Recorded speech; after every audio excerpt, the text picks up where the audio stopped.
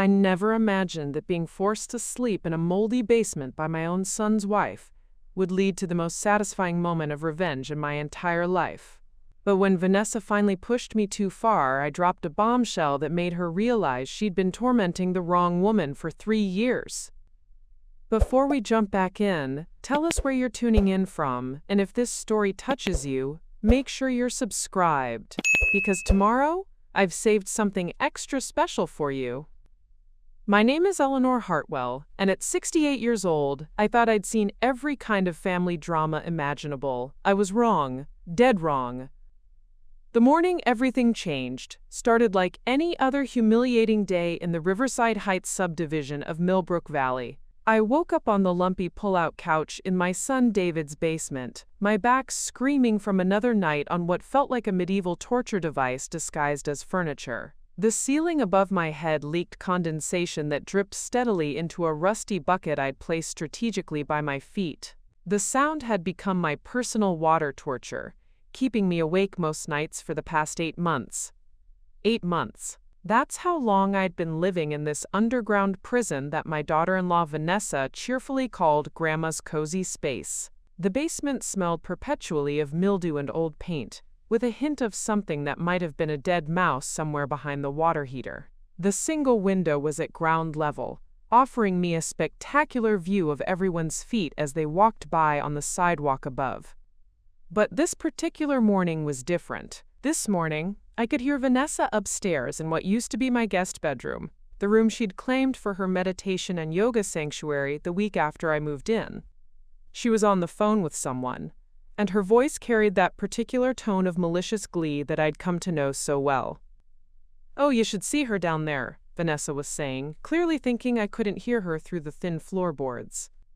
"She shuffles around like some pathetic old ghost.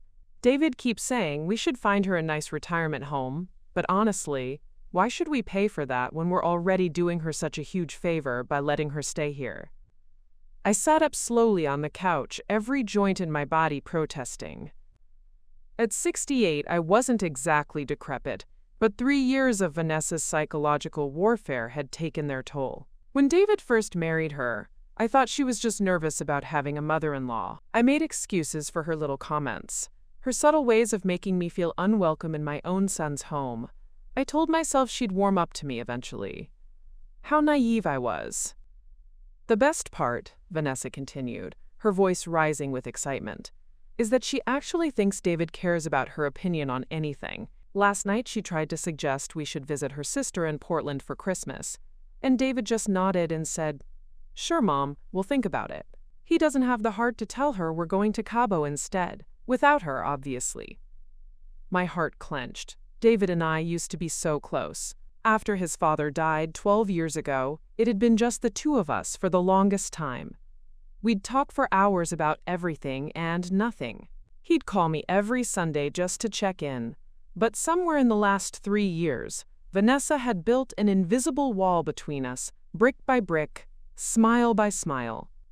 I heard footsteps above, and Vanessa's voice moved toward what I knew was the kitchen, my former kitchen, where I used to bake David's favorite chocolate chip cookies every Sunday. Now Vanessa had banned me from using the oven, claiming I was too forgetful and might burn the house down. "David's at work until late tonight," she was saying to whoever was on the phone. "Some big presentation or whatever, so it's just me and the basement dweller. I'm thinking of telling her the washing machine is broken, so she'll have to go to the laundromat. Give me a few hours of peace, you know." That's when something inside me snapped. For 8 months, I'd endured the basement. I'd endured the constant comments about my age, my supposed forgetfulness, my old lady smell. I'd smiled and nodded when she rearranged my furniture without asking, when she threw away my favorite coffee mug because it didn't match the kitchen aesthetic, when she invited her book club over and introduced me as David's mother who's staying with us temporarily. I'd kept quiet when she served me smaller portions at dinner, claiming she was helping me watch my figure. I'd bitten my tongue when she suggested I might be more comfortable eating in the basement, since the dining room was really meant for just 2 people. I'd even stayed silent when she started referring to me as Eleanor in front of David instead of Mom, slowly erasing my place in my own son's life. But this morning, listening to her mock me to her friend, describing me as a pathetic burden they were graciously tolerating, I felt something I hadn't felt in months. I felt powerful. Because Vanessa had made one crucial mistake in all her careful maneuvering to push me out of David's life. She had never bothered to ask who owned the house she was living in. She had never wondered why an old, broke woman like me had been able to help David with his down payment 3 years ago. She had never questioned why I always seemed so calm about money, even though I supposedly lived on a tiny fixed income. And she had certainly never thought to look up property records for the Riverside Heights subdivision. I smiled as I folded up the couch and straightened my small corner of the basement. Tonight, when David came home from his big presentation, I was going to have a presentation of my own, one that would change everything. Because Vanessa was about to learn that the pathetic old woman she'd been tormenting for 8 months didn't just own this house. I owned every single house on this street. And it was time for the landlord to have a conversation with her tenants. Preparing and narrating this story took us a lot of time, so if you are enjoying it, subscribe to our channel. It means a lot to us. Now back to the story. To understand how I ended up sleeping in a basement while owning an entire neighborhood, you need to know how I built my real estate empire from absolutely nothing. 45 years ago, I was Eleanor Blackstone, a 23-year-old widow with a 6-month-old baby and exactly $847 to my name. My husband James died in a construction accident when David was barely old enough to sit up on his own. The insurance payout was laughable, just enough to cover the funeral and 2 months of rent on our tiny apartment in downtown Millbrook Valley. Everyone expected me to move back in with my parents or find a man to take care of us. Instead, I got a job at Pemberton Real Estate, filing papers and answering phones for $12 a day. The owner, Harold Pemberton, was a gruff man who chain-smoked and treated his coffee like a food group, but he had a soft spot for hard-working single mothers. "Eleanor," he told me after I'd been there 6 months, "you've got something most people don't. You listen, you remember details, and you understand that real estate isn't about selling houses. It's about selling dreams."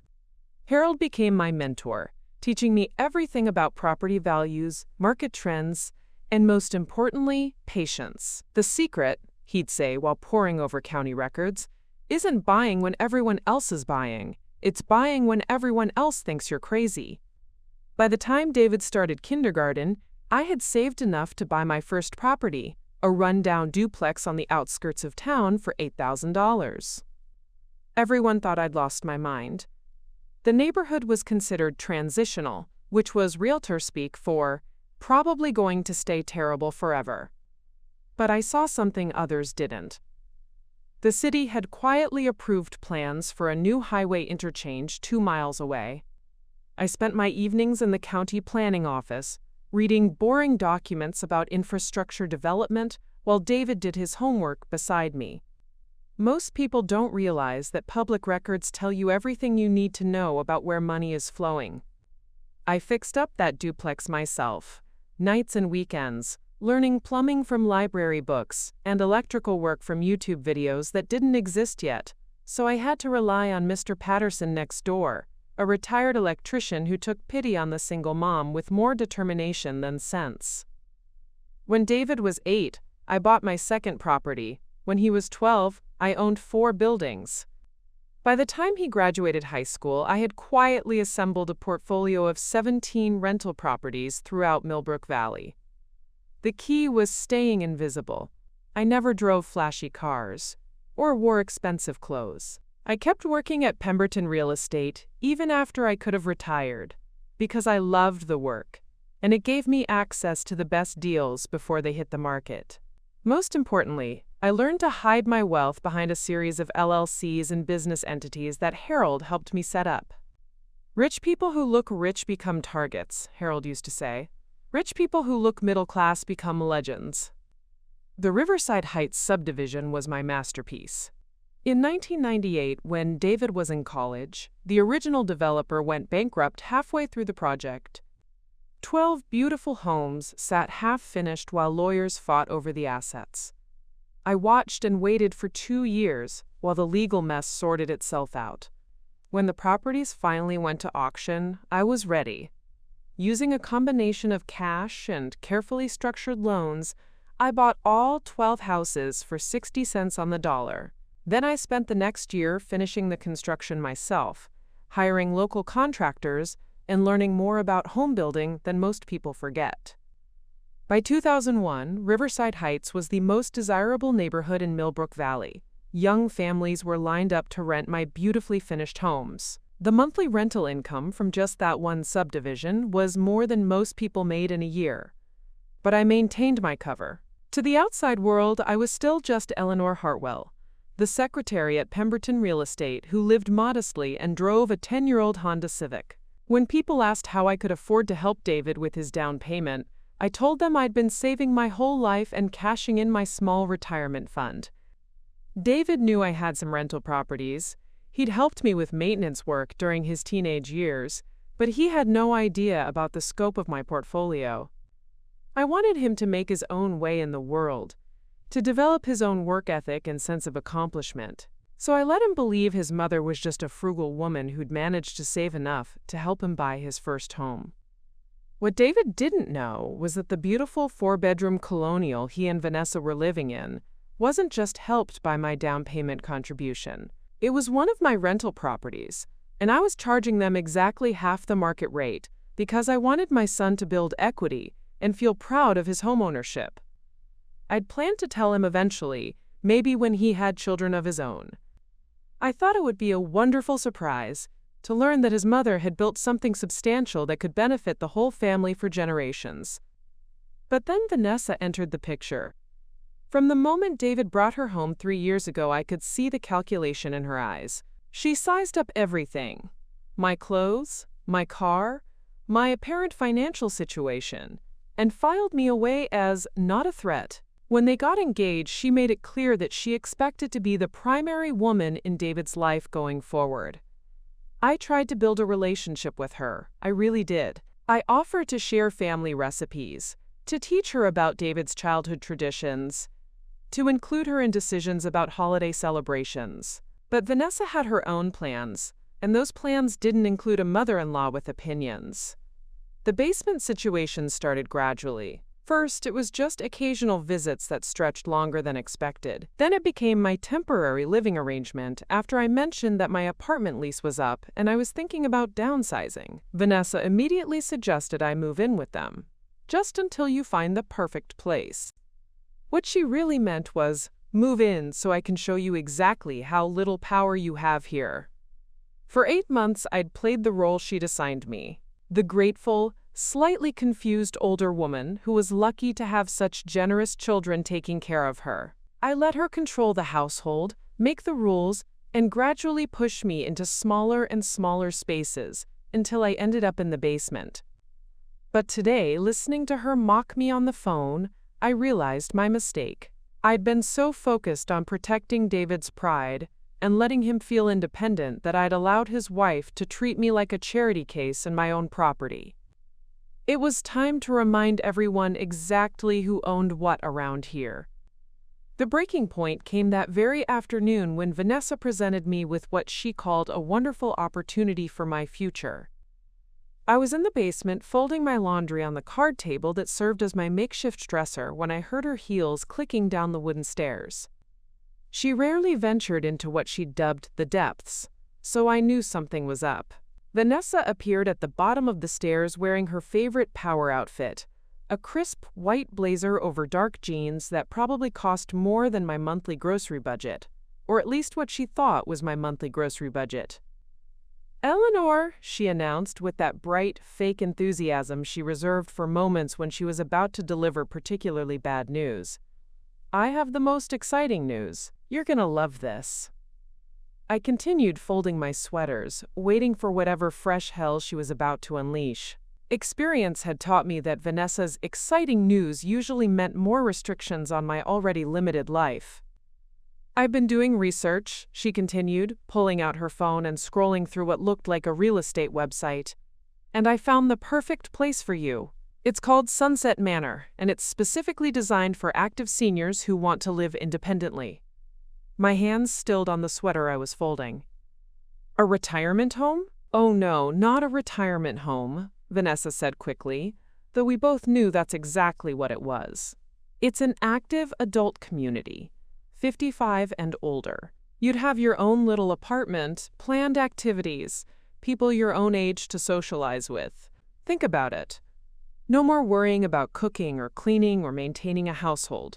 Everything taken care of for you. She showed me her phone screen, and I saw pictures of a facility that looked like a cross between a college dormitory and a medical clinic. Beige walls, industrial carpeting, residents shuffling around in matching tracksuits. The kind of place where people go to wait quietly for death. It's only 45 minutes away, Vanessa continued, as if the distance was a selling point rather than a way to ensure I'd rarely see David. And the best part is, there's an opening available immediately. I already called and spoke to their admissions coordinator. With your income level, you'd qualify for their financial assistance program. Financial assistance program. She was trying to ship me off to subsidized senior housing.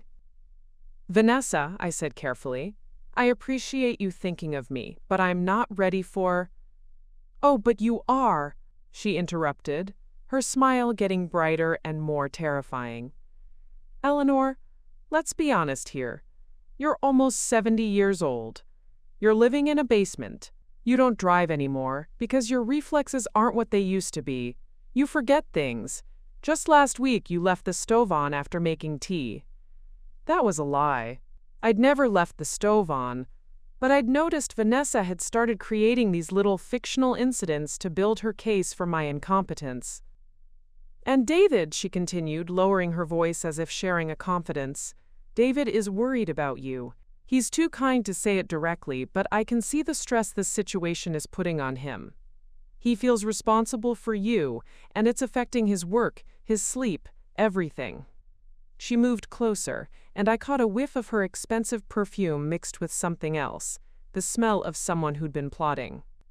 This would be such a relief for everyone, she said, placing her hand on my arm in a gesture that was probably meant to seem caring but felt more like a restraint.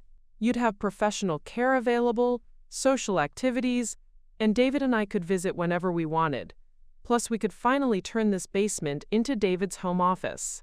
He's been needing a proper workspace for his consulting business. There it was. The real reason. She wanted to renovate the basement for David's business, which meant she wanted me gone permanently. I've already filled out most of the paperwork, she continued, pulling a folder from her oversized purse. I just need you to sign a few forms, and we can have you moved in by next weekend. They're waiving the usual waiting period because there was a cancellation. I looked at the papers she was spreading across my card table. Application forms, financial disclosure documents, medical history requests. She'd been planning this for weeks, maybe months. The admissions coordinator said the financial assistance program covers about 60% of the costs, Vanessa continued, apparently not noticing my stunned silence. So it would only be about $800 a month from your Social Security. That's less than you'd pay for rent anywhere else. $800 a month. She thought my entire income was Social Security checks. And the beautiful thing, she added, her voice taking on that conspiratorial tone she used when she thought she was being clever, is that once you're settled there, David and I can really focus on our own future. We've been talking about starting a family, and we'll need the extra space. She wanted to stick me in a nursing home so she could turn my basement into a nursery. I looked at her, standing there with her perfectly styled hair and her smug smile, holding papers that would sign away my independence and ship me off to die among strangers. She'd calculated everything, my supposed financial limitations, my apparent helplessness, David's guilt and sense of obligation. She thought she'd cornered me completely. There's just one small thing, she said, and I could hear the satisfaction in her voice. They need a co-signer for the financial assistance program, someone to guarantee the monthly payments. David has already agreed to co-sign. Isn't that sweet of him? And there was the final trap. Even if I refused to go willingly, she'd positioned it so that David would be legally obligated to pay for my care. She'd made sure that any resistance from me would look like I was being unreasonable and creating a financial burden for my son. "So," she said, clicking her pen and holding it out to me, "shall we get you signed up for your new adventure?" I stared at that pen for a long moment. Around us, the basement was quiet, except for the steady drip of condensation into the bucket and the hum of the ancient water heater. This was the moment Vanessa had been building toward for 3 years. The moment she'd eliminate me from David's life permanently. She'd thought of everything. She'd isolated me from my son, convinced him I was a burden, researched facilities, filled out paperwork, and even arranged financing. She'd planned my exile with the thoroughness of a military campaign. But she'd made one crucial miscalculation. She'd assumed I had no choice. "You know, Vanessa," I said slowly, setting down the sweater I'd been folding, "this is very thoughtful of you, very thorough." Her smile widened. "I knew you'd see reason. You're such a practical woman." "I am practical," I agreed, "which is why I think we should discuss a few details before I sign anything." "Of course. What would you like to know?" I looked directly into her eyes. "I'd like to know what you plan to do when David finds out you've been trying to ship his mother off to a nursing home without discussing it with him first." Her smile faltered slightly. "Well, obviously we'll tell David together, as a family decision." "A family decision," I repeated. "And what about the decision to turn the basement into his office? When were you planning to discuss that family decision with him?" "That's just a possibility we mentioned." "And the decision to start a family, to use my space for a nursery? Was that discussed with David, or did you just assume he'd go along with whatever you decided?" Vanessa's composure was starting to crack. "Eleanor, I think you're overcomplicating this. The important thing is getting you the care you need." "The care I need," I said, standing up slowly.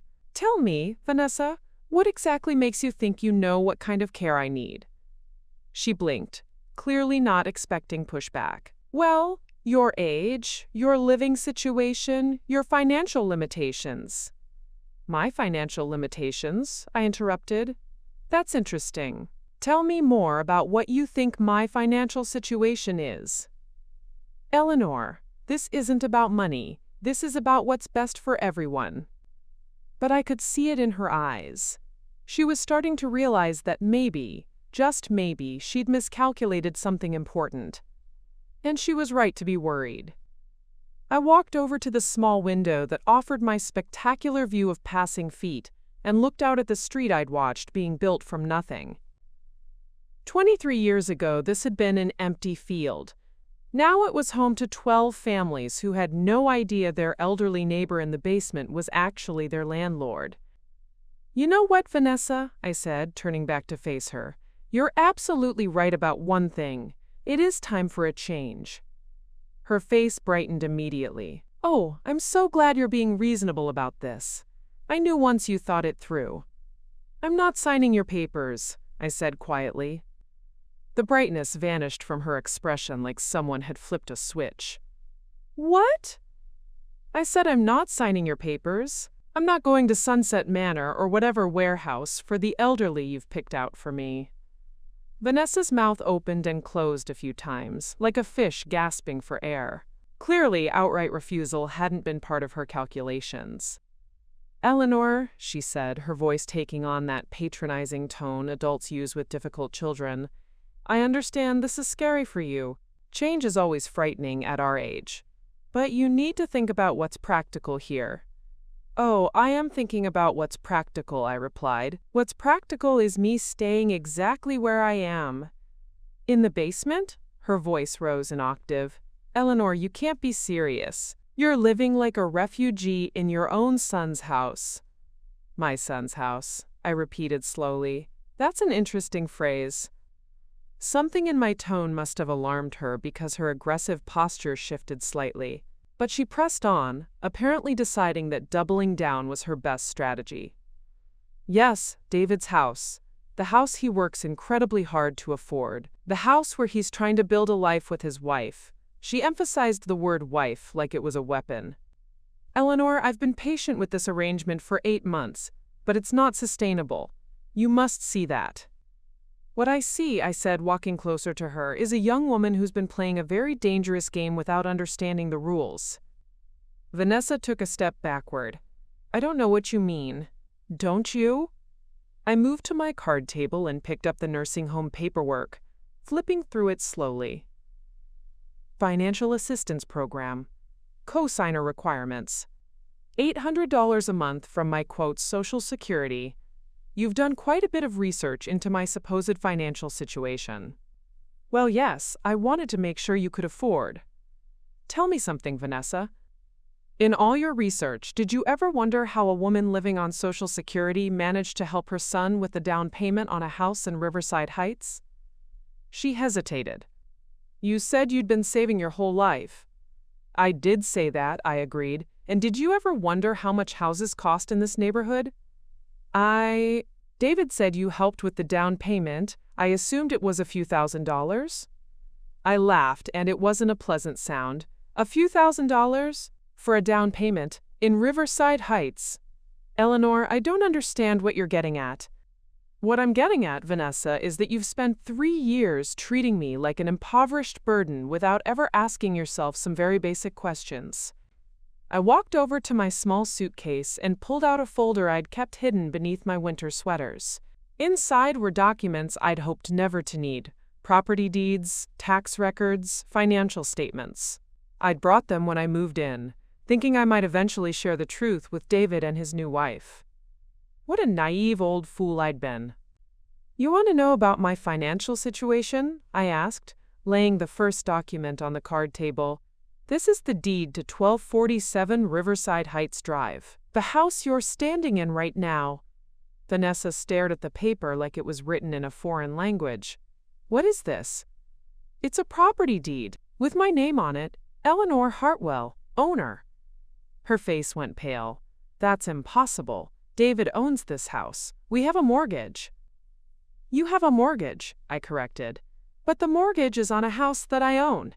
I've been charging you exactly half the market rate in rent, which has been covering your mortgage payments quite nicely.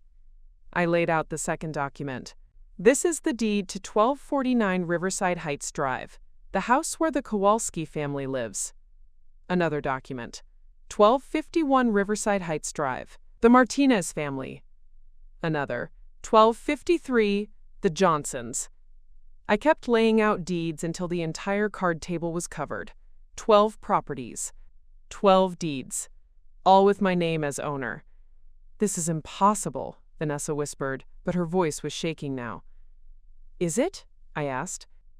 Did you think this entire subdivision just materialized out of nowhere? Did you think these beautiful homes, this perfect little neighborhood, just happened by accident? She was staring at the documents like they might disappear if she blinked hard enough. 23 years ago, I continued, I bought 12 half-finished houses from a bankrupt developer. I spent a year completing the construction myself. I've been the landlord of this entire neighborhood ever since. But you work at a real estate office. You drive an old car. You live in the basement. I work at a real estate office because I love the business that made me wealthy. I drive an old car because I don't need to impress anyone. And I live in the basement because my son's wife has spent 8 months convincing me that's where I belong. Vanessa slumped into the plastic chair I kept by my makeshift desk. This can't be real. Oh, it's very real, I said, pulling out my phone. Would you like me to call my property management company? They can confirm the rental payments they've been collecting on my behalf. About $32,000 a month total from all 12 properties. $32,000 a month. I watched that number hit her like a physical blow. That's almost $400,000 a year, she said weakly. Not counting my other properties throughout Millbrook Valley, I added. Or my investment portfolio. Or the business I own with Harold Pemberton. She was hyperventilating now, her perfect composure completely shattered. David doesn't know. David doesn't know because I wanted him to feel independent. I wanted him to build his own life, earn his own way, feel proud of his accomplishments. I thought that was a gift I was giving him. I gathered up the deeds and put them back in the folder. But you know what, Vanessa? Watching you try to ship me off to a nursing home has made me realize something important. What? She whispered. My gift to David was a mistake, because it allowed you to treat his mother like garbage for 8 months without consequences. I walked to the bottom of the stairs and looked up toward the kitchen where I could hear David's car pulling into the driveway. So here's what's going to happen, I said, turning back to face her. David is going to come downstairs, and you're going to explain to him exactly what you've been planning. You're going to show him the nursing home paperwork, tell him about the financial assistance program, and explain how you forged his signature as a co-signer without his knowledge. I didn't forge anything, she protested. I just told them he agreed. Fraud, then. Much better. She was crying now, mascara running down her cheeks in black streaks. Eleanor, please, I didn't know. If you had known I was wealthy, you would have treated me with respect, I finished. But the woman you thought was poor and powerless? She deserved to sleep in a moldy basement and be shipped off to die among strangers. I heard David's footsteps above us, moving toward the kitchen. The funny thing is, Vanessa, I said, I was actually planning to tell David the truth tonight anyway. I was going to surprise both of you with the news that you'd been living rent-free in a house worth $800,000. Her eyes widened as the full scope of what she'd thrown away began to sink in. But now, I continued, I think we're going to have a very different conversation instead. David's voice carried down from the kitchen, cheerful and oblivious. Vanessa? Mom? I'm home. How was everyone's day? Vanessa looked at me with pure panic in her eyes, her face streaked with mascara, and her hands shaking. Eleanor, please, she whispered desperately. We can work this out. I'll apologize. I'll move you back upstairs. We can forget all about the nursing home. Work what out? I asked calmly. The fact that you've spent 8 months psychologically torturing someone you thought was helpless? Or the fact that you were planning to commit fraud by forging David's signature? I wasn't going to forge anything, she hissed. I was going to convince him to sign willingly. By lying to him about my financial situation and making him feel guilty about taking care of his mother? Before she could answer, David's footsteps started down the basement stairs. Mom, are you down there? Vanessa said you two were having a chat. I looked at Vanessa meaningfully. Your choice. Tell him now, or I will. David appeared at the bottom of the stairs wearing his usual work clothes, khakis, and a button-down shirt that was slightly wrinkled from his long day. At 32, he still had that earnest, boyish face that made me think of the little boy who used to bring me dandelions and call them flowers. Hey, Mom, he said, giving me a quick hug. How are you feeling today? Any better with that back pain? The back pain I'd been complaining about was real, caused by months of sleeping on a fold-out couch, but David didn't know that was the reason. I'm feeling much better, actually, I said. Vanessa and I were just discussing some changes to my living situation. David looked between us, clearly noticing Vanessa's tear-streaked face and shaken demeanor. Is everything okay? Vanessa, you look upset. I'm fine, she said quickly, wiping at her eyes. Just emotional about family stuff. What kind of family stuff? David asked, his voice taking on that concerned tone I remembered from his childhood, when he was trying to figure out if he was in trouble. I waited, giving Vanessa one last chance to come clean on her own. She stared at me with pleading eyes but remained silent. David, I said gently, your wife has some paperwork she'd like to show you. Paperwork? He looked confused. Vanessa shot me a look of pure hatred, but she knew she was trapped. With trembling hands, she picked up the nursing home application from the card table. David, I found a really nice place for your mother, a senior community where she'd be more comfortable. David took the papers and flipped through them, his expression growing more bewildered with each page. Sunset Manor? Mom, this is a nursing home. It's an active adult community, Vanessa said weakly, recycling her earlier sales pitch. With medical facilities and assisted living services, David continued reading. Mom, why would you need— Wait, he looked up at both of us. Whose idea was this? Another moment of silence. I continued to wait. I researched it, Vanessa admitted finally. I thought it would be better for everyone if Eleanor had professional care, and people her own age to socialize with. David's face darkened. You researched nursing homes for my mother without talking to me first? I was going to talk to you. I wanted to have all the information ready so we could make an informed decision. We? David's voice was rising. What do you mean we? She's my mother, not yours. David, please don't get angry. I was just trying to help. Your mother is almost 70. She's living in our basement and she's clearly struggling with independence. She's 68, David interrupted sharply. And she's living in the basement because you said the guest room was better suited for your yoga studio? That was news to me. I'd assumed the guest room reassignment was David's idea. That's not. I mean, yes, but that was just temporary until we figured out a better arrangement, Vanessa stammered. David was still reading through the paperwork. Financial assistance program? Vanessa, what's this about financial assistance? Well, your mother is on a fixed income, and this would help make it affordable. And what's this about a cosigner? David's voice was getting dangerously quiet. Vanessa went completely pale. I mentioned to them that you might be willing to cosign if needed. You mentioned it to them. David set the papers down carefully. You told the nursing home that I would cosign for my mother's care without asking me first. I was going to ask you. I just wanted to make sure it was possible before I brought it up. So you've been planning to ship my mother off to a nursing home, researching her finances, and volunteering me as a cosigner, all without consulting either of us? The silence stretched out until it became uncomfortable.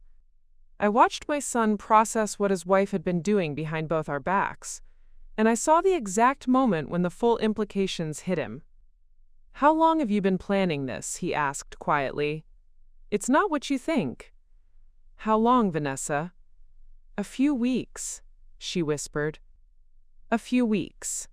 David looked around the basement, taking in the fold-out couch, the card table, the bucket catching drips from the ceiling. You've been planning to get rid of my mother for weeks while she's been living down here in these conditions. The basement isn't that bad, and it's just temporary. Temporary? David's voice cracked. Mom, how long have you been sleeping on this couch? 8 months, I said softly. 8 months. He stared at Vanessa in disbelief. My mother has been sleeping in our basement for 8 months while you plan to ship her off to a nursing home. David, you don't understand the full situation. Then explain it to me, he said coldly. Explain to me why my mother needs to be in a nursing home. Explain to me why you've been researching her private financial information. Explain to me why you thought you had the right to make decisions about her life without consulting anyone. Vanessa looked at me desperately, silently begging me not to reveal the full extent of her miscalculations, but her attempts to manipulate David were just making everything worse. She can't afford to live independently, Vanessa said finally. David, she's been pretending she's fine, but she's struggling. The nursing home has programs for people in her situation. Her situation? David turned to me. Mom, what is she talking about? Are you having financial problems? Why didn't you tell me? And there it was, the moment I'd been waiting for. David was asking me directly about my finances, and Vanessa had just accused me of lying about my economic situation. Actually, David, I said calmly, I think this would be a good time to show you something. I pulled out my folder of property deeds and laid them on the card table where he could see them. What are these? He asked, moving closer. Property deeds, I said, for this house and 11 others in this neighborhood. David picked up the first deed and read it carefully. I watched his face as the words sank in. This says, you own our house. I do own your house. I've owned it since 1998. But we have a mortgage. You have a mortgage on my property. I've been charging you half the market rate in rent, which has been covering your mortgage payments. David stared at the deed, then at me, then at the pile of other documents on the table. You own all of these houses? Every house on this street. I built this entire neighborhood. The silence that followed was deafening.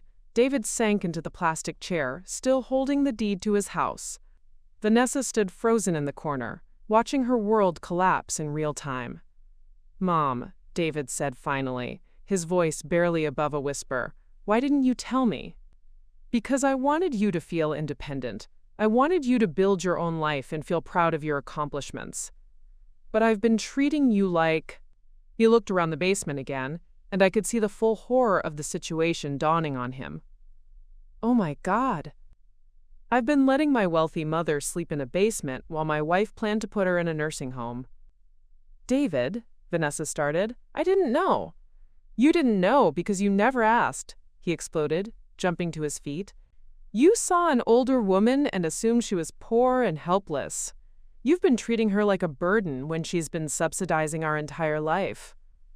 The shouting match that followed was spectacular, but I barely listened to it. I was too busy watching my son finally understand what had been happening in his own house for the past 8 months. And I was already planning my next move. The argument upstairs raged for over an hour. I could hear David's voice, angry and hurt, demanding explanations that Vanessa couldn't provide. Her responses grew increasingly shrill and defensive, as she realized that every attempt to justify her actions only made them sound worse.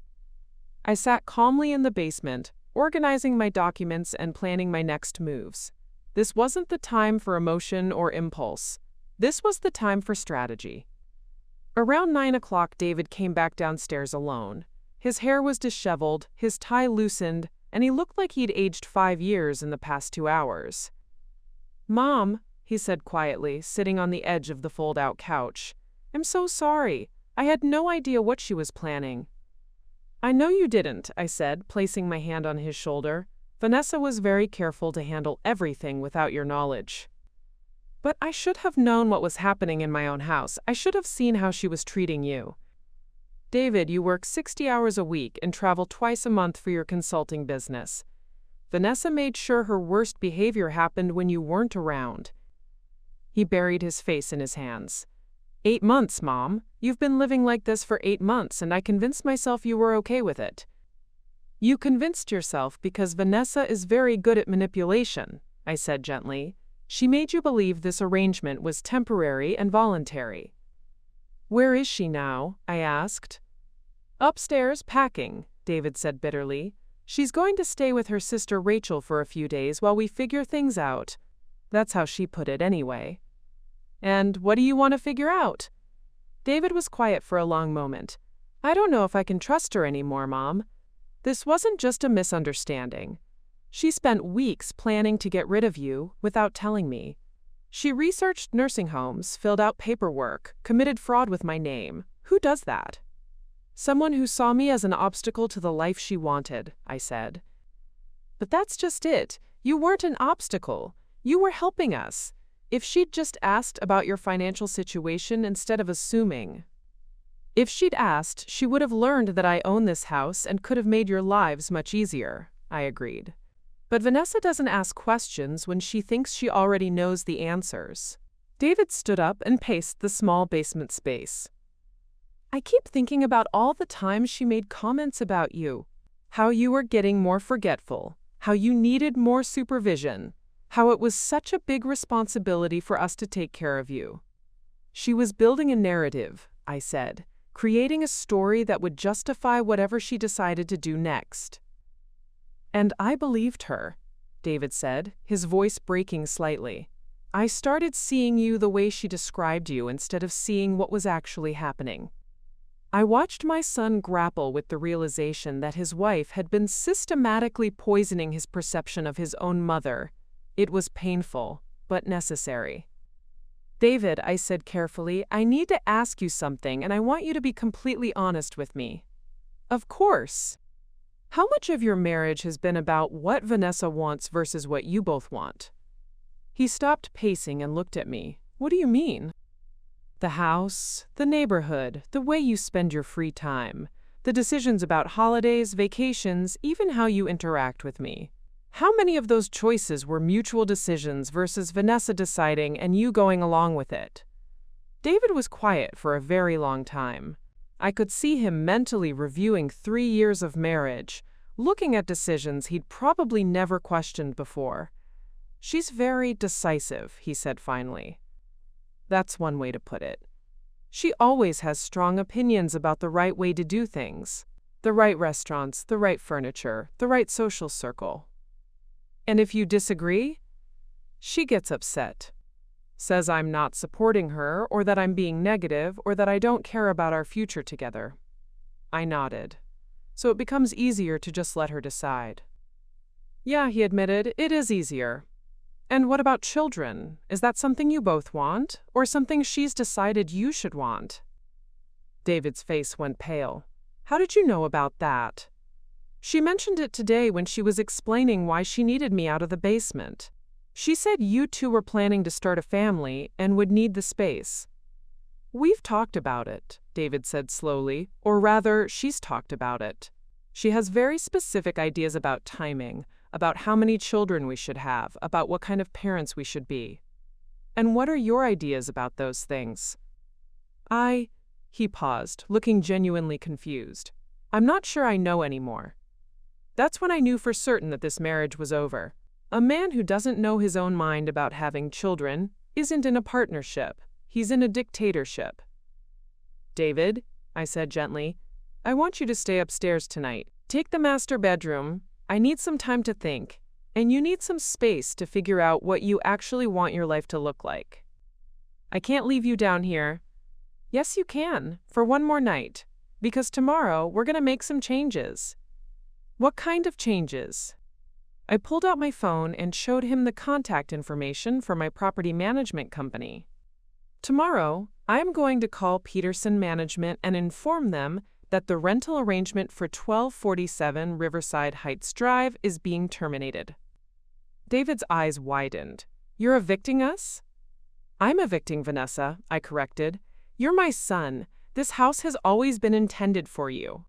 But your wife has shown me that she can't be trusted to live in a property she doesn't own while treating the owner like garbage.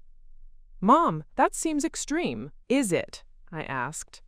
David, what do you think would have happened if I had been an actual poor woman with no resources? What would have happened if I'd signed those nursing home papers? He was quiet. I would have been shipped off to a facility 45 minutes away, where you'd visit me occasionally out of guilt while Vanessa turned my former living space into whatever she wanted.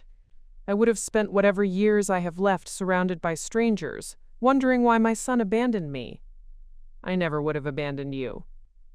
But you would have, because Vanessa would have made it very difficult for you to visit, and eventually you would have convinced yourself that I was better off there. That's how these things work.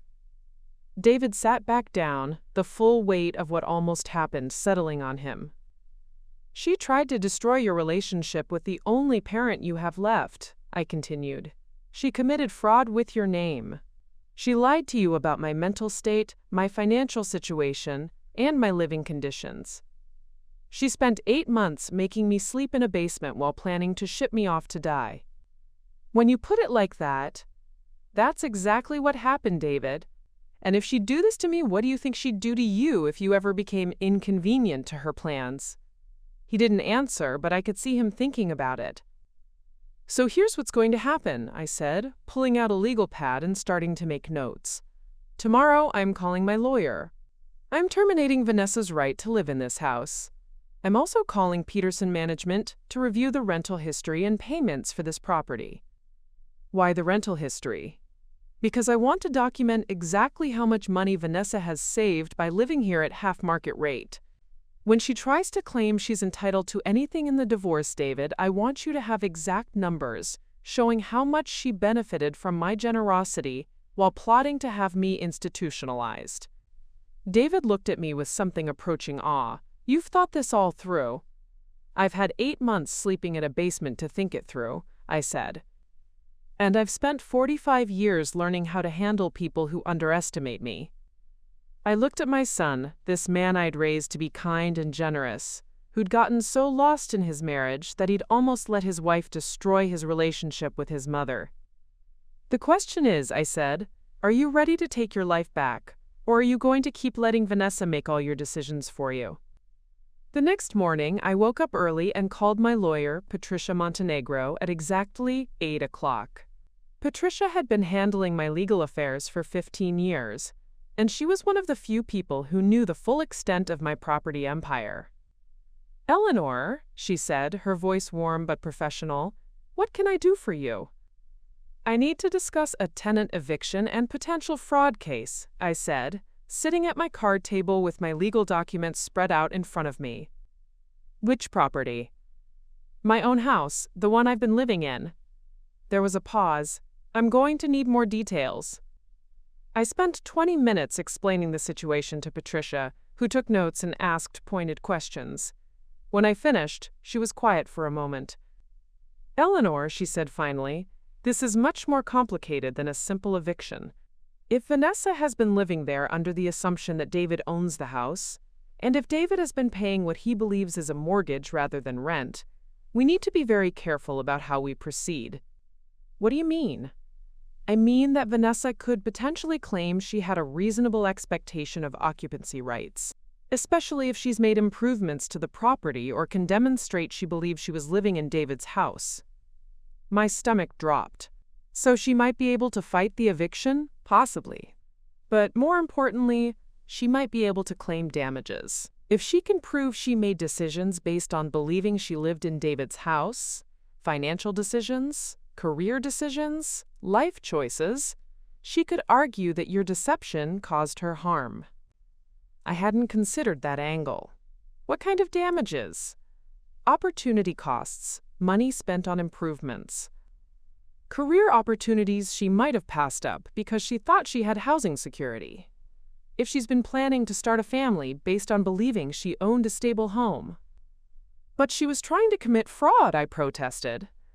"I believe you," Patricia said, "but we need evidence. And we need to be smarter about this than just calling Peterson Management and terminating her tenancy. What do you suggest?" "First, I want you to document everything. Every conversation, every piece of paperwork she showed you, every detail about how she's been treating you. Second, I want to investigate whether she's done this before." "Done what before?" "Researched nursing homes for someone else's family member. Committed identity fraud. Manipulated financial documents. People who do what Vanessa did usually have a pattern of behavior."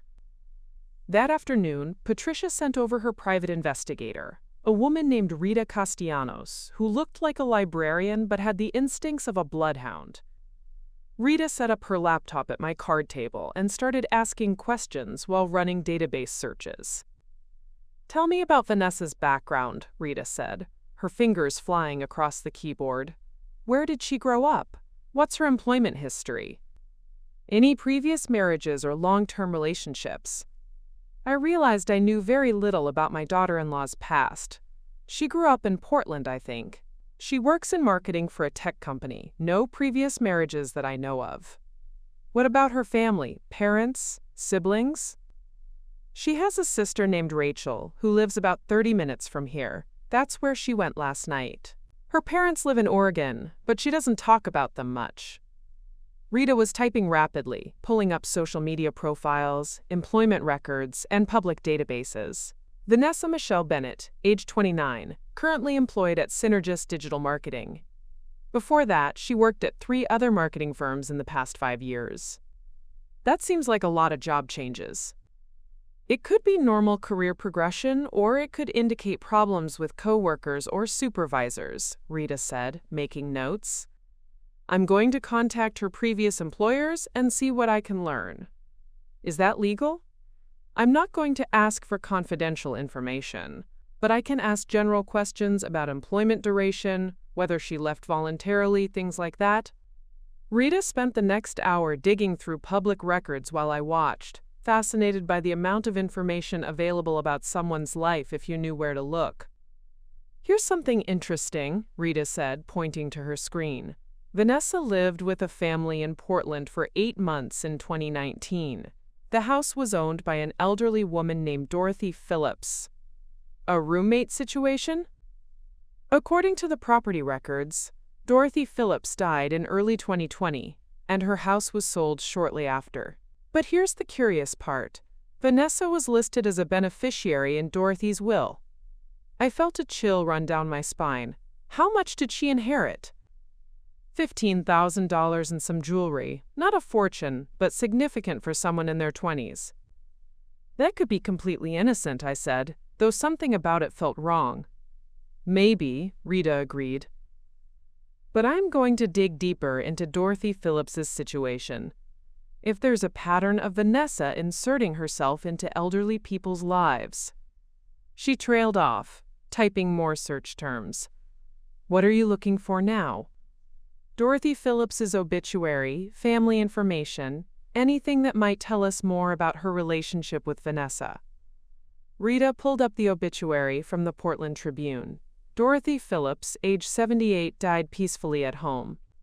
She was survived by a daughter in California and a son in Texas. The obituary mentioned that she had been cared for in her final months by, quote, a dear friend who became like family. No mention of Vanessa by name, Rita noted, but the timing matches. So Vanessa lived with an elderly woman for 8 months, became, quote, like family, and inherited money when the woman died? That's what it looks like. I'm going to contact Dorothy's actual family members and see what they remember about Vanessa. While Rita worked, I went upstairs to find David. He was in the kitchen, staring at a cup of coffee that had clearly gone cold hours ago. How are you holding up? I asked. I've been thinking all night, he said, about everything Vanessa said and did over the past 3 years. About how she talked about you, about other people, about anyone she considered beneath her. And? I think she's a sociopath, Mom. The word hung in the air between us. David had always been generous in his assessments of people, always looking for the best in everyone. For him to use that term meant he'd seen something that truly shocked him. What makes you say that? Last night, when we were fighting, she wasn't sorry. She wasn't embarrassed or ashamed. She was angry that she got caught. She kept talking about how unfair it was that you'd tricked her by not telling her you were wealthy. She said I tricked her. She said you deliberately deceived her to make her look bad. She said you could have prevented all of this by just being honest about your finances from the beginning. I sat down across from him. So in her mind, this is my fault? In her mind, you're the villain in this story. She's the victim of your elaborate deception. What about the nursing home plans? What about the fraud? She said she was trying to help you, and that I should be grateful she was taking care of a problem. I was too emotional to handle myself. I stared at David, trying to process the level of manipulation required to frame attempted elder abuse as a favor to the family. David, I said carefully, I need to tell you something. Patricia has a private investigator looking into Vanessa's background. What kind of investigation? We found out that she lived with an elderly woman in Portland for 8 months in 2019. The woman died and left Vanessa money in her will. David went very still. How much money? $15,000. That's, he paused, thinking. That's exactly how much Vanessa contributed to our wedding expenses. She said she'd been saving for years. We looked at each other as the implications sank in. Rita is trying to contact the woman's family, I continued, to find out more about their relationship. Jesus, Mom, do you think she's done this before? Targeted elderly people? I don't know, but if she has, it changes everything about how we handle this situation. David rubbed his face with both hands. I married a predator. We don't know that yet, I said, though privately I was beginning to suspect exactly that. My phone rang. It was Rita. Eleanor, I just spoke with Dorothy Phillips' daughter in California. I think you need to hear this. I put Rita on speakerphone so David could hear the conversation. Eleanor, this is Linda Phillips, Dorothy's daughter, Rita said. Linda, can you tell Eleanor what you just told me about Vanessa? A woman's voice came through the phone, tight with anger that had clearly been simmering for years. That woman destroyed my mother's final months and stole money that should have gone to our family. David and I exchanged glances. Can you tell us more about what happened? I asked. My mother was sharp as a tack until the day she died, Linda said. She lived independently, managed her own finances, maintained her house. Then Vanessa showed up. How did they meet? Vanessa answered an ad my mother placed for a part-time housekeeper. Mom didn't really need help, but she was lonely after my father died, and she thought having someone around a few hours a week would be nice. But Vanessa ended up living there. Within 3 months, Vanessa had convinced my mother that she was too frail to live alone. Suddenly, Mom was having, quote, dizzy spells and memory lapses that none of us had ever witnessed. Vanessa suggested she move in temporarily to keep an eye on things. I felt my stomach clench. The pattern was identical. Did your family try to intervene? We tried, Linda said bitterly, but Vanessa was very clever. She never prevented us from visiting, but she was always there, managing the conversation, explaining Mom's condition to us. She made it seem like she was protecting Mom from stress. What about the will? David asked. That's where it gets really ugly, Linda said. 6 months before Mom died, Vanessa convinced her to update her will. She said Mom needed to be more specific about her wishes to prevent family fighting after she was gone. And Vanessa helped with that process? Vanessa drove her to the lawyer, sat in on the meetings, and somehow became a beneficiary. When we tried to contest it, the lawyer said Mom was completely competent when she made the changes, and that she specifically requested to include the young woman who's been so helpful. David was gripping his coffee mug so tightly I thought it might shatter. Was there anything else? I asked. The jewelry, Linda said. Mom had a beautiful collection of vintage pieces that belonged to her grandmother. The will specified that Vanessa should receive Dorothys' costume jewelry collection, but when we went through Mom's things, all the valuable pieces were gone. Only the cheap costume jewelry was left. Did you report it to the police? We tried, but Vanessa claimed Mom had given her the expensive pieces as gifts over the months she lived there. She even had pictures of herself wearing them that she said Mom had taken. Without proof of theft, there was nothing the police could do. After we hung up, David and I sat in silence for several minutes. She's done this before, David said finally. She has a system. Move in with an elderly person, isolate them from family, convince them they're helpless, inherit money and disappear, I summarized. And she almost did it to you. The difference is that I actually own my house and have resources to fight back, I said. Dorothy Phillips was genuinely vulnerable. David stood up and started pacing. How many others do you think there have been? Rita is going to find out. But David, we need to be very careful about how we proceed. If Vanessa is a career predator, she'll be prepared for pushback. What do you mean? I mean she'll have learned from any mistake she made with Dorothy's family.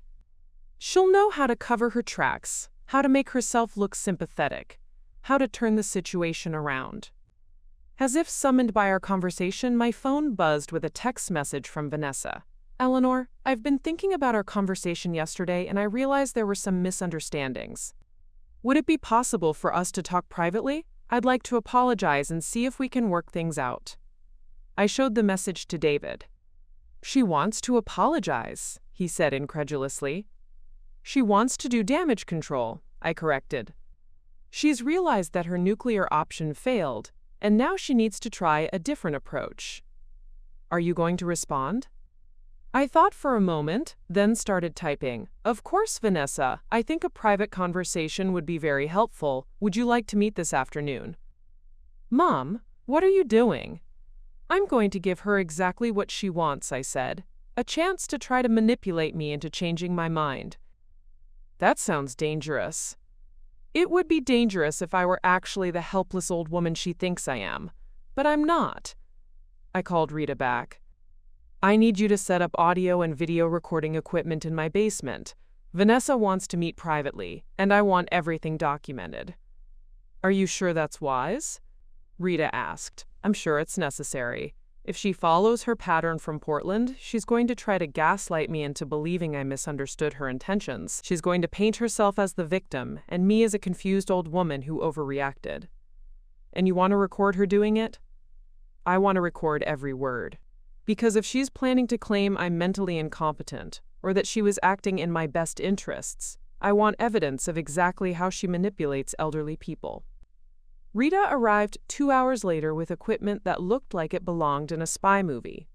She installed tiny cameras in the basement that were virtually invisible and set up audio recording from multiple angles. The video quality will be excellent, she explained, and the audio will pick up everything.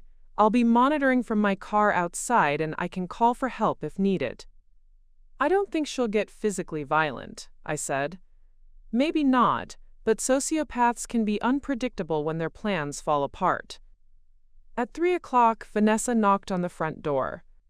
David let her in, and I could hear their brief, cold exchange upstairs before her heels clicked toward the basement stairs. She'd dressed carefully for this meeting. A soft blue sweater, minimal makeup, hair pulled back in a way that made her look younger and more vulnerable.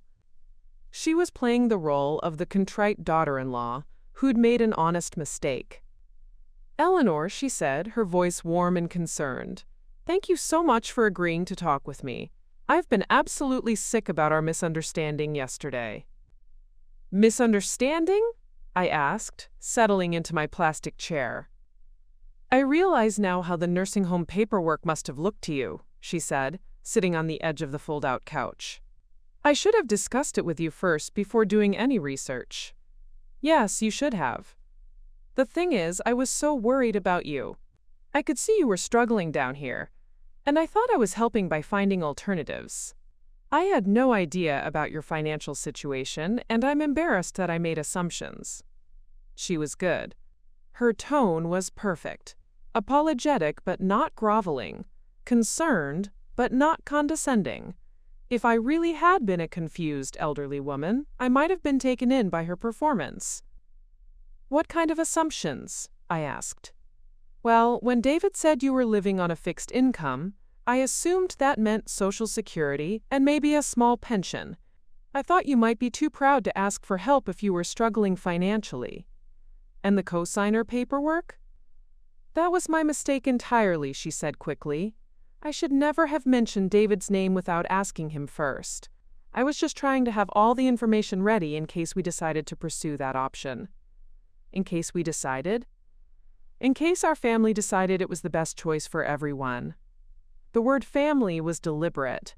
She was positioning herself as an equal decision-maker in matters concerning my welfare. "Vanessa," I said carefully, "can you help me understand something?" "Of course. If you were so concerned about my well-being, why didn't you suggest I move back into the guest bedroom instead of researching nursing homes?" For just a moment her mask slipped. I saw a flash of annoyance before she recovered. "I thought about that," she said, "but I was worried the stairs might be difficult for you. And honestly, I thought having your own space where you wouldn't have to worry about household management might be less stressful." "Less stressful for whom?" "For you, of course." "Not for you." Another micro-expression of irritation. "Eleanor, I hope you don't think I've been trying to get rid of you. You're David's mother. Your family." "Then why," I asked, pulling out the nursing home paperwork, "does this application list my monthly income as $800 and describe my living situation as, quote, quote, quote, quote, quote, quote, unsafe and unsuitable for independent seniors?" Vanessa's eyes darted to the papers, and I could see her mental gears spinning as she tried to figure out how to explain away the damning language she'd used. "I had to use the language the facility would understand," she said finally. "They have specific criteria for their assistance programs." "So you lied about my income and living conditions to qualify me for charity?" "I simplified the information to fit their forms." "You committed fraud to get me into a nursing home I didn't want or need." That's when her mask finally came off completely. "You know what?" Vanessa snapped, her sweet tone evaporating like steam. "I'm tired of pretending you're some helpless victim here. You've been playing games from the beginning." "Games?" I asked calmly, knowing the cameras were capturing every word. "Living in the basement like some tragic figure when you own this entire neighborhood." making David feel guilty for not taking better care of you when you're secretly wealthy. You manipulated this whole situation. How exactly did I manipulate the situation? By lying. By pretending to be poor and helpless when you could have been living anywhere you wanted. Her voice was rising, and I could see the real Vanessa emerging, cold, calculating, and furious at being outmaneuvered. I never said I was poor, Vanessa. You assumed I was poor because I dress modestly and drive an old car. You let me believe it. I let you believe what you wanted to believe. Just like you let Dorothy Phillips believe she was becoming frail and helpless when she was perfectly fine. Vanessa went dead still. What did you say? Dorothy Phillips, in Portland. Ring a bell? The color drained from her face. I don't know what you're talking about. Really? Because I just spent an hour on the phone with her daughter Linda. She had very interesting things to say about how you cared for Dorothy in her final months. That's completely different. Is it? You moved in with an elderly woman, convinced her she couldn't live independently, isolated her from her family, and inherited money when she died. Sound familiar? Vanessa stood up abruptly, pacing to the small basement window. Dorothy was actually sick. She needed help. According to her family, she was perfectly healthy until you moved in. Then suddenly she was having dizzy spells and memory problems that only you witnessed. Her family lived across the country. They didn't see what I saw. Just like David works long hours and travels, so he doesn't see what you do to me. She spun around to face me, and for the first time I saw genuine panic in her eyes. You can't prove anything. Can't I? I have you on record trying to commit fraud with David's signature. I have documentation of your lies about my financial and mental state. And now I have your own admission that you knew Dorothy Phillips was healthy. I never said that. You said she was actually sick as opposed to just seeming sick, which implies you knew the difference. Vanessa's breathing was becoming rapid and shallow. She was trapped, and she knew it. Besides, I continued, Linda Phillips is very interested in talking to law enforcement about your relationship with her mother. Apparently, some valuable jewelry went missing, and you were the only person with access. She gave me those pieces. They were gifts. Gifts from a woman you'd convinced was losing her memory? A woman whose family says she would never have given away her grandmother's jewelry? Vanessa collapsed back onto the couch, her head in her hands. This is insane. You're trying to destroy my life over a misunderstanding about a nursing home. This isn't about the nursing home, Vanessa. This is about a pattern of predatory behavior targeting elderly people. I'm not a predator, she screamed, jumping to her feet again. I help people. I take care of people who don't have anyone else. By stealing from them? By being there for them when their families abandon them. Dorothy's family didn't abandon her. They lived far away but visited regularly until you started interfering, just like you've been interfering with my relationship with David. David is my husband. I have every right to. You have no right to commit fraud, Vanessa. You have no right to lie about people's mental capacity. And you certainly have no right to steal from elderly people who trust you. She was unraveling completely now, her careful facade replaced by raw fury and desperation. You think you're so smart, she hissed. You think you've won something here. But David will never forgive you for destroying his marriage. David destroyed his marriage the moment he found out what you really are. What I really am, I'm a woman who tried to take care of her husband's mother. You're a woman who targeted vulnerable elderly people for financial gain. You're a predator who specializes in psychological manipulation and theft. Shut up! She screamed so loudly that I heard David's footsteps above us moving quickly toward the basement stairs. The truth is hard to hear, isn't it? I said quietly. You don't know anything about me, she snarled. You don't know what I've been through, what I've had to do to survive. Then tell me. Tell you what? Tell me about your childhood. Tell me about your parents. Tell me why you think it's acceptable to steal from old people. For a moment, something vulnerable flickered across her face. Then it hardened again. "My parents died when I was 16, she said flatly. I aged out of foster care with nothing. No family, no money, no support. I learned early that if you want something in this world, you have to take it. So you decided to take it from people who couldn't fight back?" "I decided to take it from people who had more than they needed and no one to leave it to anyway." Dorothy Phillips had children. Dorothy Phillips' children visited twice a year and called once a month. They didn't care about her until they found out she'd left money to someone else. "And what about me? I have a son who loves me." "David would have been relieved to have you in professional care," she snapped. "He was already pulling away from you before I ever suggested the nursing home. Because you've been poisoning his perception of me for 3 years.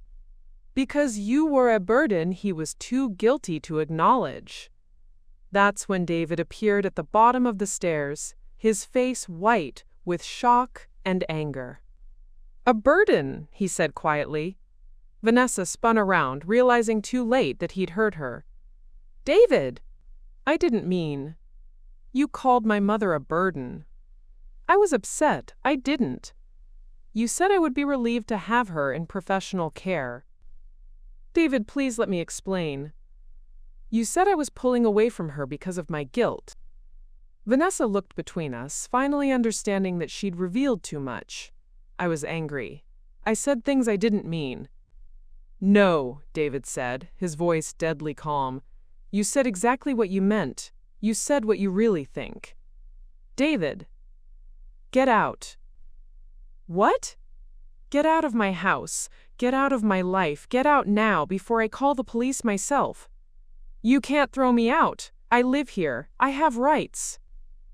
"Actually," I said, standing up slowly, "you don't have any rights here. This is my house, and I'm formally terminating your tenancy as of right now." "Your house? My property, my decision. You have 24 hours to remove your belongings." Vanessa looked around the basement wildly, as if searching for an escape route, or a weapon, or some way to regain control of the situation. "This isn't over," she said finally. "Yes, it is," David replied. "It's completely over." As she stomped up the basement stairs, I could hear her shouting threats and accusations. Something about lawyers and lawsuits and how we'd both regret this. But I wasn't worried about her threats. I was thinking about the recording equipment that had captured every word of her confession, and about the phone call I was going to make to Linda Phillips in the morning. The public reckoning was just beginning. The next morning, I sat in Patricia Montenegro's law office with Rita and David, watching as Patricia reviewed the audio and video recordings from the basement confrontation. Her face grew grimmer with each passing minute. "This is extraordinary evidence," Patricia said finally, removing her reading glasses. "She's essentially confessed to elder abuse, fraud, and theft on camera." "Is it enough to press criminal charges?" David asked. "It's enough to start the process. But Eleanor, I need to warn you. Once we turn this over to law enforcement, it becomes a public matter. Are you prepared for that level of attention?" I thought about Dorothy Phillips, who died believing she was helpless and alone while her predator planned her next victim. "I'm prepared." "Then let's call Detective Maria Santos. She specializes in elder abuse cases for the Millbrook Valley Police Department." Detective Santos arrived within an hour. She was a compact woman in her 40s, with graying hair and eyes that had seen too much human cruelty to be shocked by anything. "Mrs. Hartwell," she said, shaking my hand, "tell me everything from the beginning." I spent 90 minutes walking Detective Santos through the entire situation, from Vanessa's gradual takeover of my living space, to the nursing home plot, to her confession about Dorothy Phillips. She took detailed notes and asked pointed questions. "The Portland case is particularly interesting," she said. "If we can establish a pattern of behavior across state lines, this becomes a federal matter." "Is that good or bad?" I asked. "It's better resources and more serious charges. The FBI has an elder abuse task force that specializes in cases like this." Detective Santos reviewed the recordings twice. stopping frequently to replay specific sections. The part where she admits Dorothy was actually sick versus seeming sick is crucial, she said. It shows consciousness of guilt. She knew she was deceiving people about Dorothy's condition. "What happens next?" David asked. "I'm going to coordinate with Portland police to reopen the Dorothy Phillips case. Then I'm going to get a warrant to search Vanessa's current residence for evidence." "What kind of evidence?" "Financial records, correspondence with nursing homes, any documentation about her relationship with Dorothy Phillips. If she's done this before, there might be evidence of other victims." Rita spoke up.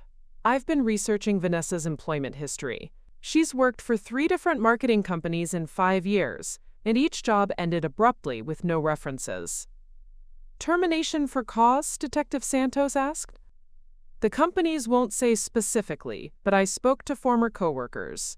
Apparently, she had a habit of befriending older clients and inserting herself into their personal affairs." Detective Santos made more notes. "We'll need to interview those coworkers officially." "There's something else," Rita continued. "I found social media posts from 2018 where Vanessa mentioned helping an elderly neighbor with her affairs. This was before the Portland situation." "Another potential victim?" "Possibly. The neighbor was named Agnes Thornfield. She died in 2019, 6 months before Vanessa moved to Portland." Detective Santos looked up sharply. "That's a very short gap between elderly victims." "The posts mentioned that Agnes was so grateful for her help during a difficult time." "I need everything you have on Agnes Thornfield," Detective Santos said. "If there are 3 elderly victims, this is definitely a serial predator case." That afternoon, Detective Santos called with an update. "We executed the search warrant on Vanessa's sister's house. She wasn't there, but we found several interesting items." "Such as?" "A file folder labeled Emergency Contacts containing personal information for 12 elderly residents of Millbrook Valley. Names, addresses, family situations, estimated net worth." My blood ran cold. She was hunting for her next victim. "It looks that way. We also found correspondence with 4 different nursing homes in the area, all inquiring about their admission processes and financial assistance programs." "She was planning to do this to someone else." "Multiple someone else's, from the look of it. Mrs. Hartwell, you may have saved several people from becoming victims." "Have you located Vanessa?" "Not yet, but we've issued a BOLO alert. She can't hide for long." The story broke on the local news that evening. Millbrook Valley police are searching for a woman suspected of targeting elderly residents in an elaborate financial fraud scheme, the anchor announced. 29-year-old Vanessa Bennett is wanted for questioning in connection with multiple cases of elder abuse spanning 3 states. They showed Vanessa's photo alongside footage of our house and interviews with neighbors who were shocked to learn about the case. "She seems so nice," one neighbor said. "Always helpful, always asking about my mother who lives with us." Another neighbor was more suspicious. "She asked a lot of questions about who owned what houses in the neighborhood. I thought it was odd at the time."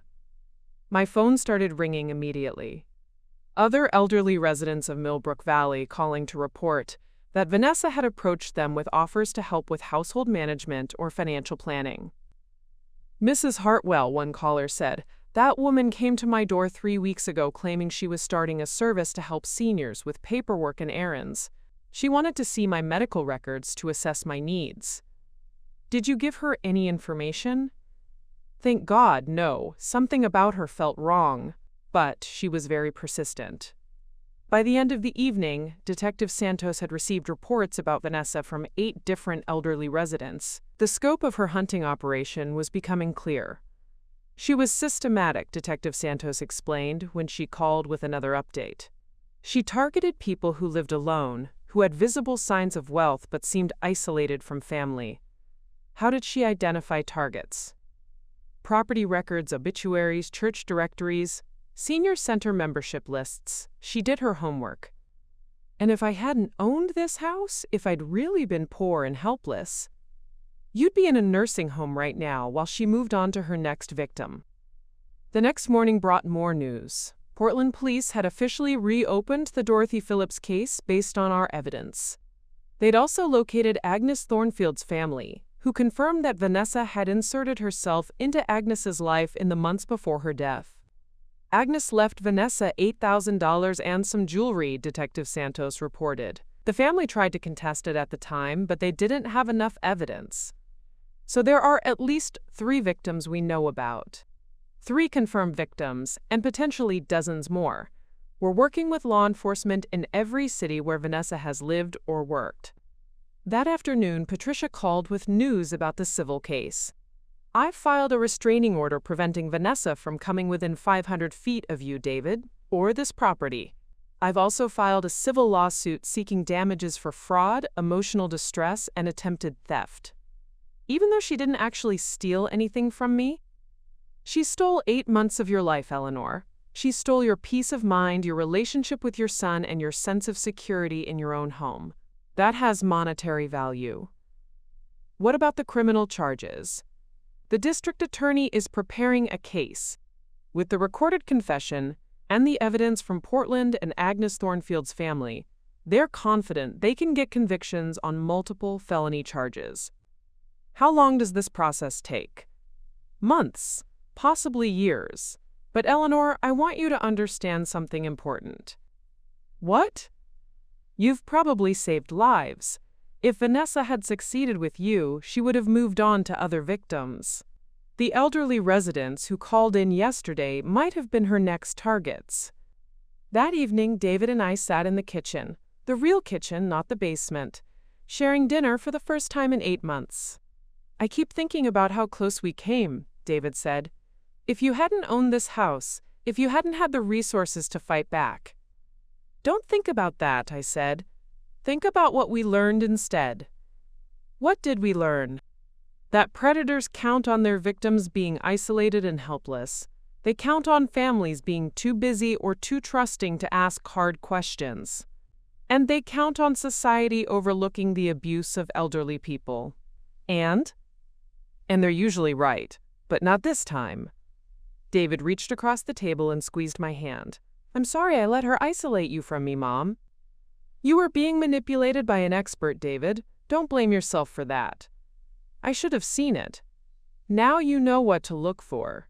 And if you ever encounter someone like Vanessa again, you'll recognize the signs.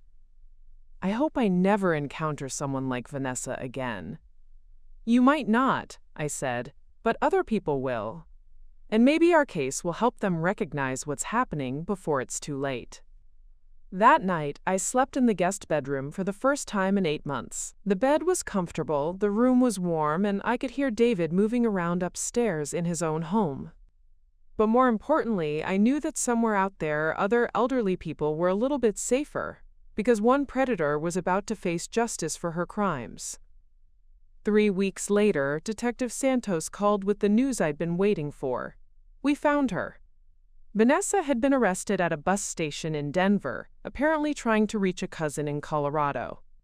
In her possession were fake identification documents, 3 different cell phones, and a notebook containing detailed information about elderly residents in 5 different states. She was planning to start over in a new location, Detective Santos explained. The notebook shows she'd already researched potential targets in Denver, Phoenix, and Albuquerque. How many potential victims? I asked. Over 40 names, complete with financial assessments, family situations, and health status notes. She was essentially running a business targeting vulnerable seniors. The arraignment was scheduled for the following Monday. Patricia recommended that David and I attend to show the court that Vanessa's victims were real people, not just statistics. The judge needs to see the human impact, she said. Your presence will help ensure she doesn't get a lenient bail arrangement. On Monday morning, we sat in the courthouse as Vanessa was led in wearing an orange jumpsuit and handcuffs. She looked smaller somehow, diminished without her carefully crafted appearance and confident demeanor. The prosecutor outlined the charges: 3 counts of elder abuse, multiple counts of fraud, attempted theft, identity theft, and conspiracy to commit fraud across state lines. With the federal charges added, she was facing potentially decades in prison. Your Honor, Vanessa's public defender said, my client is a young woman who made some poor decisions during a difficult period in her life. She has no prior criminal record and poses no flight risk to the community. The prosecutor stood immediately. Your Honor, the defendant was arrested at a bus station with fake identification and detailed plans to target elderly victims in multiple states. She is absolutely a flight risk and a danger to vulnerable populations. Furthermore, the prosecutor continued, the evidence shows a pattern of predatory behavior spanning at least 4 years and 3 states, with confirmed elderly victims and dozens of potential targets. This was not a momentary lapse in judgment. This was a calculated criminal enterprise. The judge reviewed the case files for several minutes before speaking. Given the serious nature of these charges, the evidence of interstate activity, and the defendant's attempt to flee jurisdiction, bail is set at $500,000. Vanessa's face crumpled as she realized she wouldn't be getting out anytime soon. As we left the courthouse, David was quiet and thoughtful. What are you thinking about? I asked. I keep wondering how I missed all the signs, he said. Looking back, there were so many red flags. Such as? The way she talked about people. She always had harsh judgments about anyone she considered weak or vulnerable. I thought she was just opinionated, but now I see it was contempt. We drove to lunch at a small cafe downtown, where David continued processing the end of his marriage. She used to make comments about the elderly people we'd see in restaurants or stores, he said, about how they were taking up space or wasting resources. I should have realized what that revealed about her character. You were in love, I said gently. People overlook things when they're in love. I was in love with who I thought she was, but the woman I married, the real Vanessa, she's a stranger to me. That's because she's a skilled manipulator. She showed you exactly what you wanted to see. The divorce proceedings began the following week. Since Vanessa was in jail awaiting trial, everything was handled through her attorney. Patricia had prepared meticulously, documenting every aspect of Vanessa's deception and fraud. She's claiming she's entitled to half the marital assets, Patricia informed us during a meeting in her office. What marital assets? David asked. We don't own anything together. That's the beautiful part, Patricia smiled. Since you were essentially renting from your mother at below market rates, and since Vanessa contributed nothing to the down payment or mortgage principal, she has no equity claim in the house. What about her financial contributions to the household?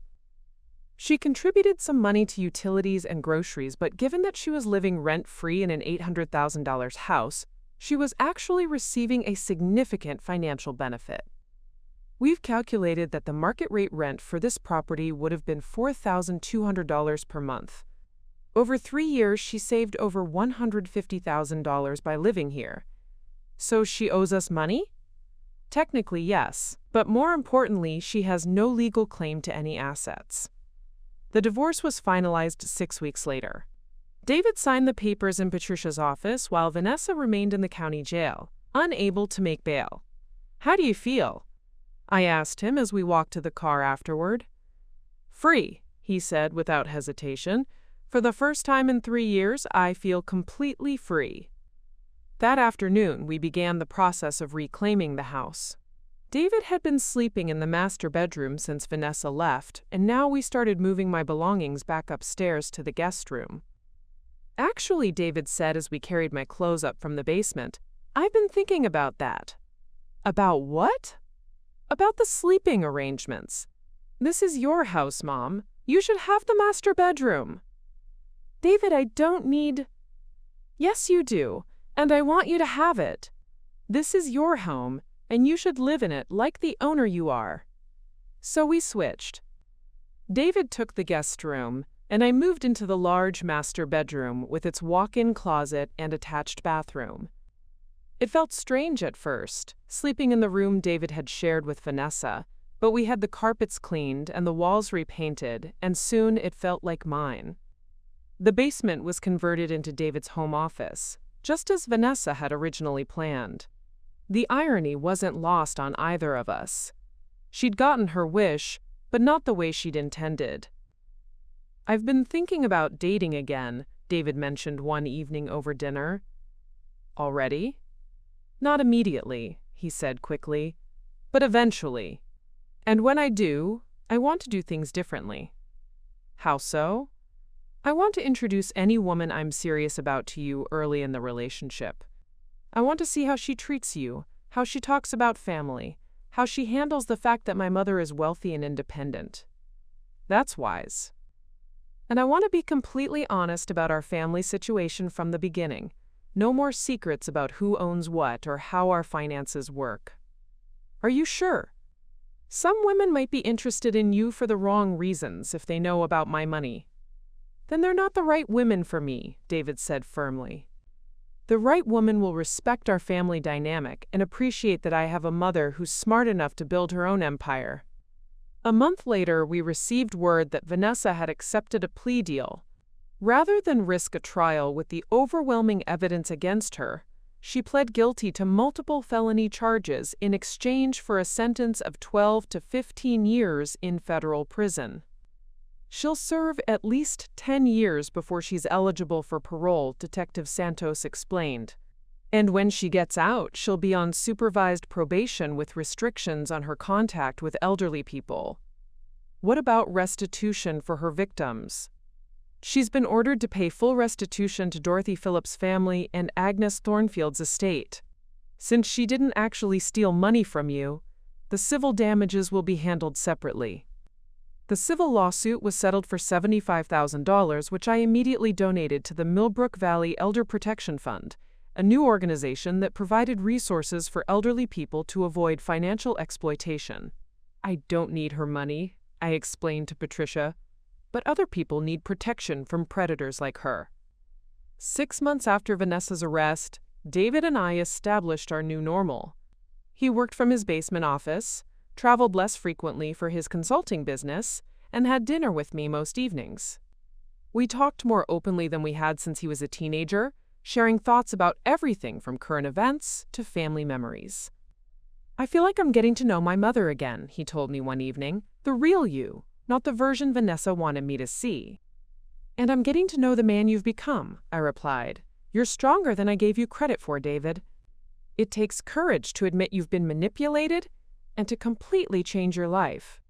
"I learned from the best," he said, gesturing around the kitchen of the house I'd built and owned for over 2 decades. "My mother, the secret real estate mogul." We laughed together, and I realized that despite everything we'd been through, or perhaps because of it, our relationship was stronger than it had ever been. The house felt different now. It felt like home again, not a battlefield or a stage for someone else's manipulations. It felt like a place where family gathered, where honest conversations happened, where love was expressed through actions rather than words. But most importantly, it felt like the beginning of something new rather than the end of something broken.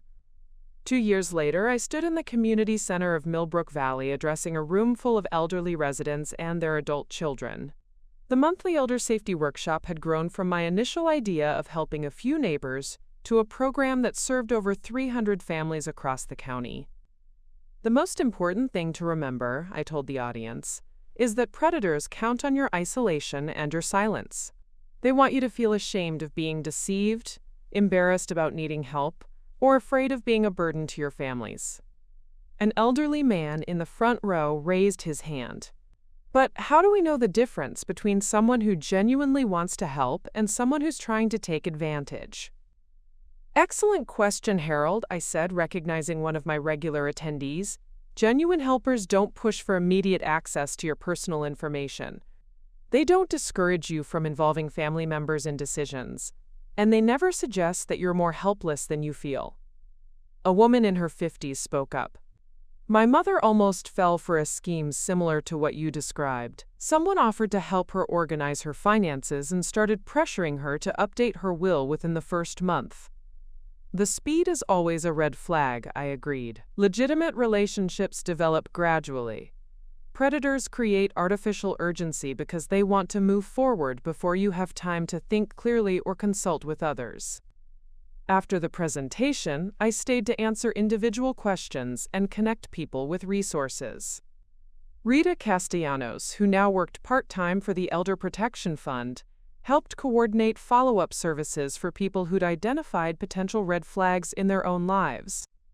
Mrs. Hartwell, a woman, approached me as the crowd was dispersing. "I wanted to thank you. Your program helped me recognize that my mother's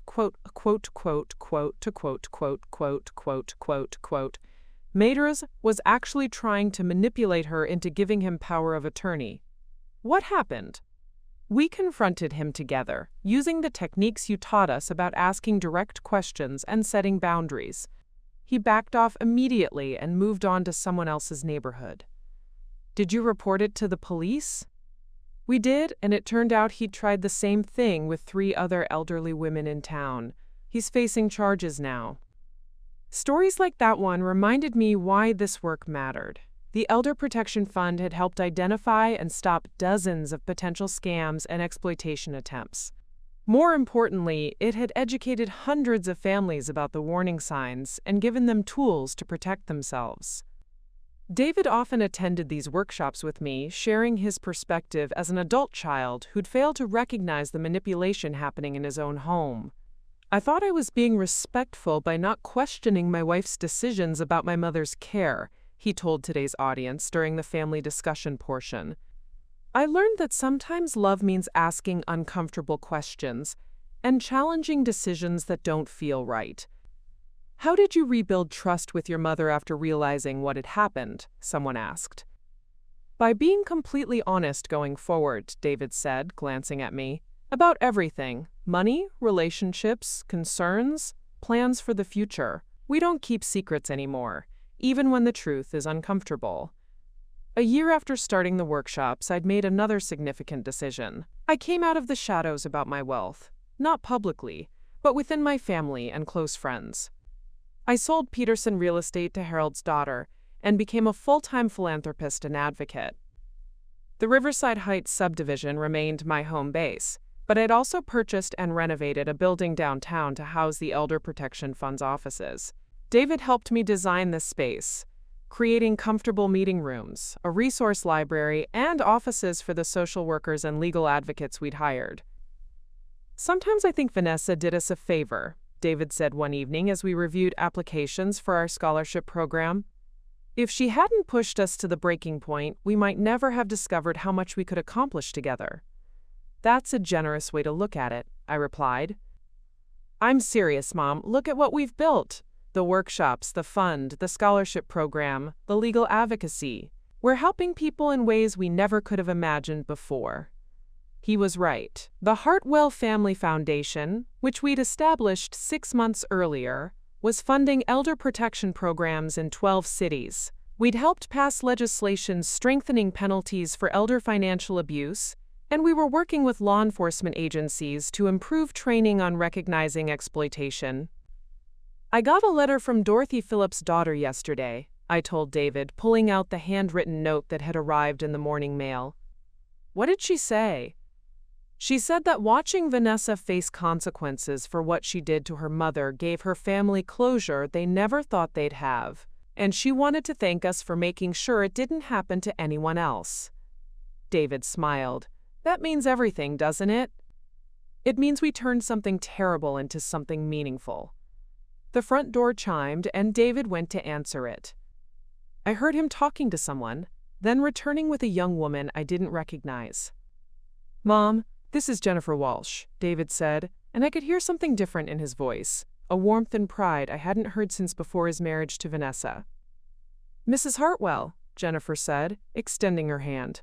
"David has told me so much about you and the work you're doing. I'm honored to finally meet you." Jennifer is a social worker, David explained. She runs support groups for domestic violence survivors, and she's been helping us develop resources for elderly people who've experienced financial abuse. I studied Jennifer carefully, noting how she looked directly at me when she spoke, how she'd asked David about me long before this meeting, how she seemed genuinely interested in the work we were doing rather than impressed by the house or the obvious signs of wealth. "I brought some materials about trauma recovery for elderly victims," Jennifer said, opening her briefcase. I thought they might be useful for your workshops."